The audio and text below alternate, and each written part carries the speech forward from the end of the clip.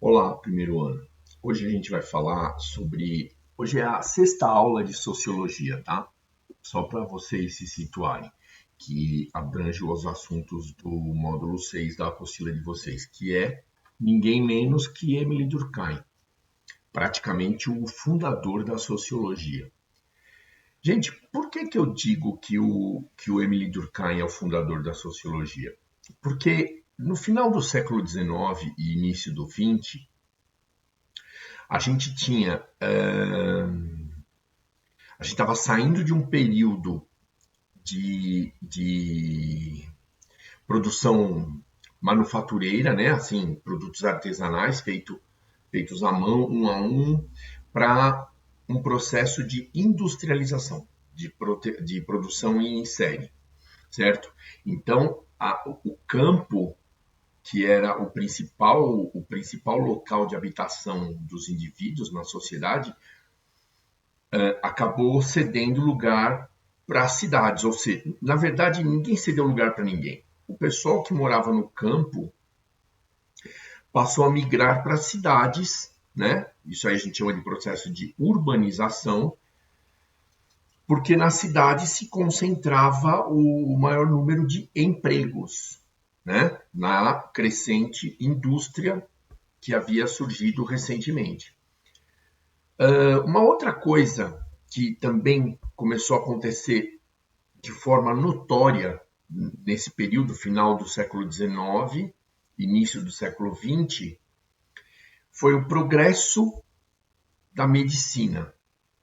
E com ele, né, o progresso da medicina e das técnicas agrícolas. Com ele, consequentemente, o aumento populacional. Então, veja só, o coração pensante do mundo, que era a Europa, né, a cabeça pensante do mundo, que era a Europa, inclusive, havia uma tendência ao etnocentrismo. Né? Os europeus acreditavam que só eles detinham o desenvolvimento e a cultura mundial. Aliás, o europeu acreditava cegamente que a Europa era o centro do mundo. Perfeito? Que a Europa era o antigo continente que já tinha mais de 1000 anos de história, muito mais de 1000 anos de história, já era o centro cultural do mundo, era o centro civilizacional do mundo. Por isso que nós temos aquelas colonizações com a tendência de educar os nativos e de civilizá-los. Bom, voltando para a sociologia.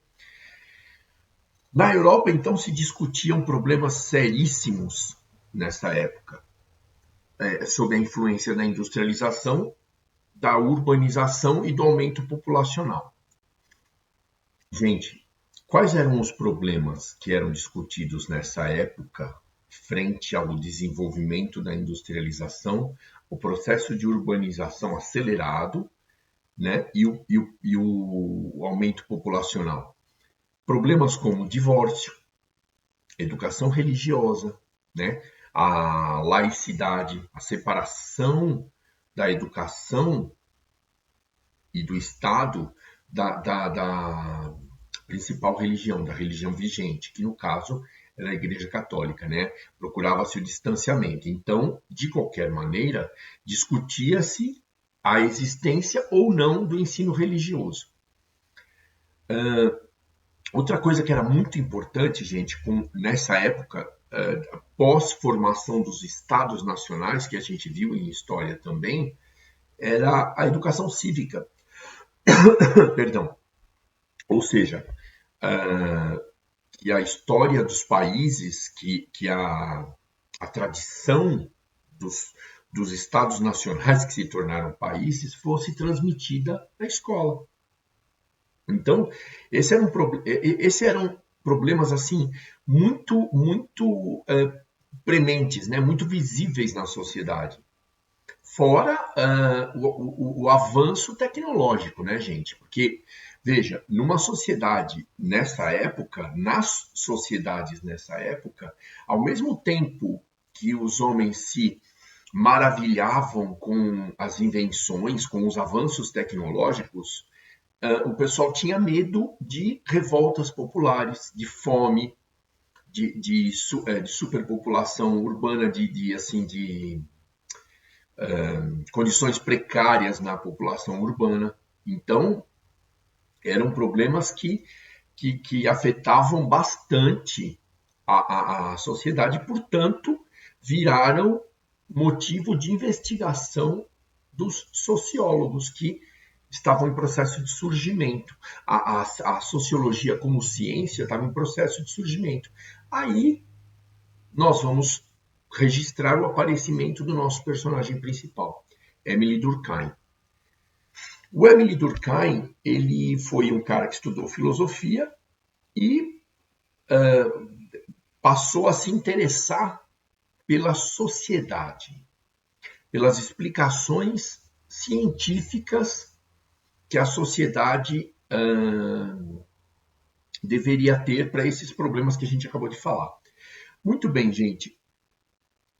Apesar de ser uma ciência em si, apesar da sociologia ser uma ciência que estuda a sociedade, e a sociedade tem características próprias, né? Não é assim como um animal do reino animal e um mineral do reino animal. Aqui na apostila eles chamam de reino social. A sociedade seria um reino à parte, seria um pedaço da ciência, seria um objeto de estudo da ciência que teria normas próprias. As regras utilizadas pelo Durkheim, as regras eleitas por ele, foram muito parecidas com as das ciências naturais. Observação, tabulação de dados, né? Ou seja, a separação das ocorrências por similaridade, e o estudo estatístico, né?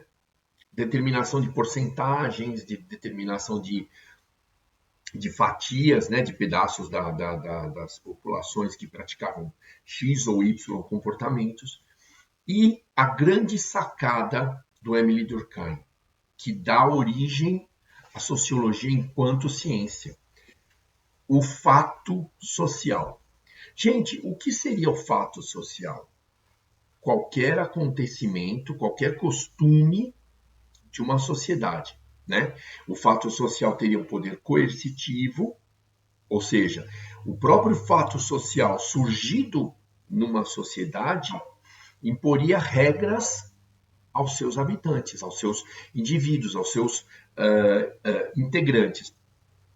Veja só, um fato social, ele se origina de outro fato social, que já está dentro da sociedade, que já ocorre dentro da sociedade. Esse fato social que já ocorre dentro da sociedade, ele se originou de que maneira? Da organização social, né? Da forma como a sociedade se movimenta e se organiza, e com uma tendência de evolução, de progresso social. Portanto, é o que a gente chama de tendência. As tendências sociais, elas surgem de acordo com as necessidades. Por exemplo, eu vou avançar bastante, tá? Porque a gente vai ver isso bem mais para frente nessa aula. Não tão bem para frente, porque a aula não é muito grande, porém, mais para frente nessa aula. Gente, com o aumento populacional, a Terra permanecendo constante, qual foi a necessidade, qual foi a tendência que surgiu nas sociedades mais modernas? Aqui nós vamos falar sobre os millennials, o pessoal nascido entre 83 e 94. Foi o consumo consciente, o fim ou a diminuição ao máximo do desperdício, né? A alimentação, surgiu uma preocupação com a alimentação produzida na natureza para alimentar essa população em pleno crescimento. Então, gente, isso foi um exemplo que eu dei para a gente ilustrar um fato social. São preocupações que começam a surgir na sociedade na visão de progresso. Bom, nós estamos progredindo, então agora a gente precisa de medidas assim, assado. Por exemplo, os centros urbanos estando cada vez mais populosos, nós precisamos de regras para os pedestres conviverem com os carros. Veja, há alguns anos atrás a gente começou a ter muita propaganda a respeito de faixa de pedestre, né? Espaços na rua onde os pedestres teriam o direito de atravessar no meio dos carros, para mudar de lado nas avenidas, nas ruas, nas avenidas. Gente, isso era uma preocupação que não existia antes. A gente tem que pensar em assim, conforme a sociedade vai se desenvolvendo, conforme vão aparecendo fatores novos na sociedade, que nesse caso são os automóveis e as ruas, o crescimento muito grande de número de automóveis e o crescimento muito grande de número de pedestres, né? Lembra da migração do campo para as cidades, para trabalhar na industrialização e parará.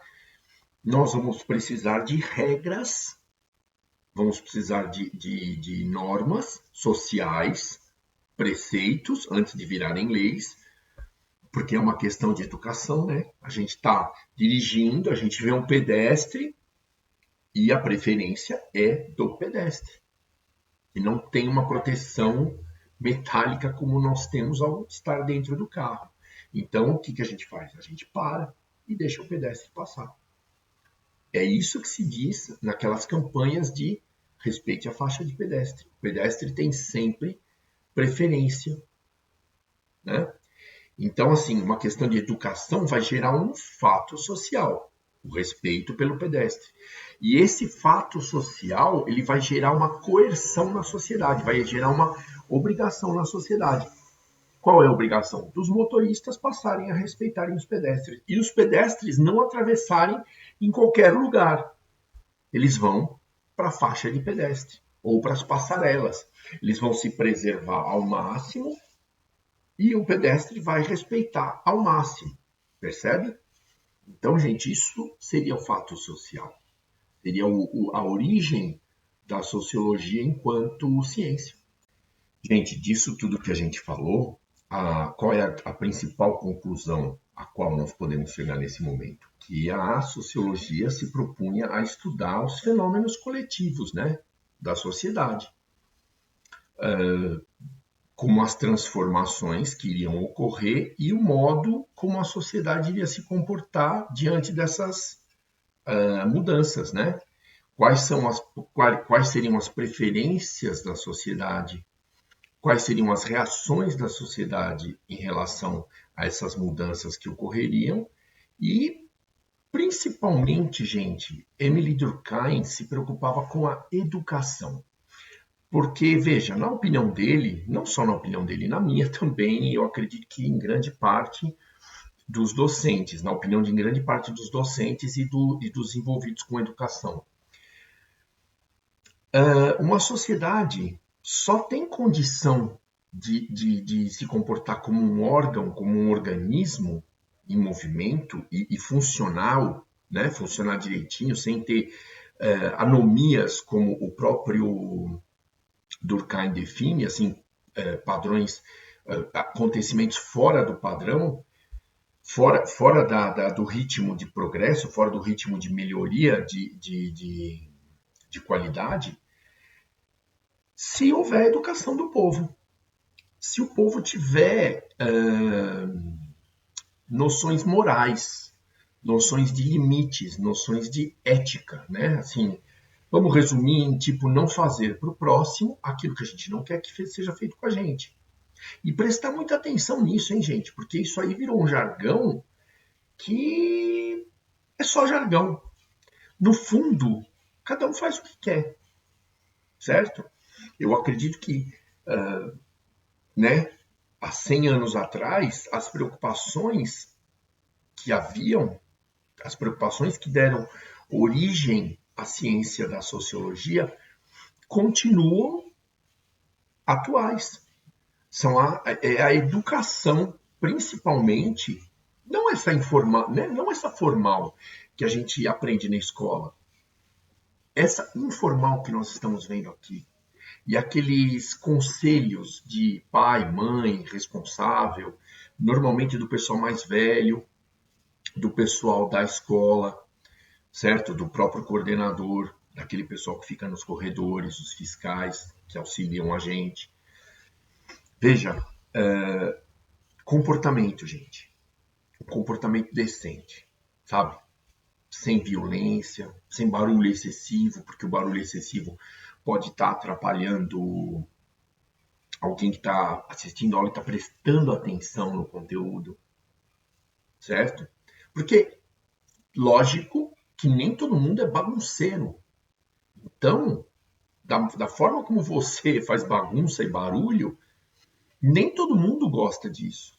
Assim como às vezes você quer dormir e um vizinho teu fica na festa, na farra, até meia-noite, 1 hora. O teu pai fica bravo pra caramba, teu pai, tua mãe, ou o responsável da sua casa, fica bravo pra caramba porque a festa no vizinho não parou. Nessa região que vocês estão, a maioria são casas.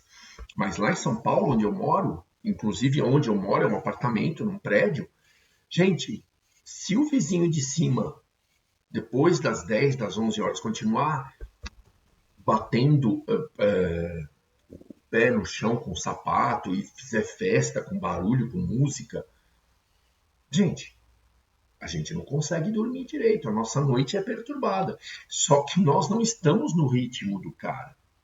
Ele está em ritmo de festa, mas provavelmente a maioria das pessoas que estão em volta não estão. O que eu estou querendo dizer com isso? Respeito. E na opinião de Emily Durkheim, que atuou há 100 anos atrás, a educação seria a principal ferramenta para incutir respeito e valores morais nos cidadãos, para que eles pudessem viver em sociedade. Pessoal, para a gente finalizar, a sociologia tem ferramentas capazes de... A sociologia fundada por Emily Durkheim tem ferramentas capazes de extrair as aspirações futuras de uma sociedade. E esse tipo de coisa, assim, as tendências de consumo, as aspirações futuras, como eu falei agora há pouco a respeito da preocupação com o consumo consciente, com a ecologia, e através de pesquisas sociais são adotadas políticas públicas, né? O governo decide aonde vai investir e aonde não vai investir, e principalmente, gente, o marketing, como eu tenho falado em todas as aulas a respeito de cultura massiva, né? A indústria cultural. O marketing e a publicidade se baseiam nas pesquisas sociais, nas tendências da sociedade e do indivíduo, da sociedade da época, para planejar suas campanhas e para planejar a criação dos seus produtos. O que vai vender? O que, né? Tudo isso a gente tem como origem o início do capitalismo, o início do lucro. Percebe?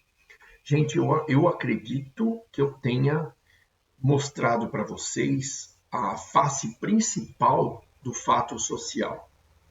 O fato social como um acontecimento vindo da sociedade. E esse acontecimento vindo da sociedade tem razões na própria sociedade, enquanto ser em evolução.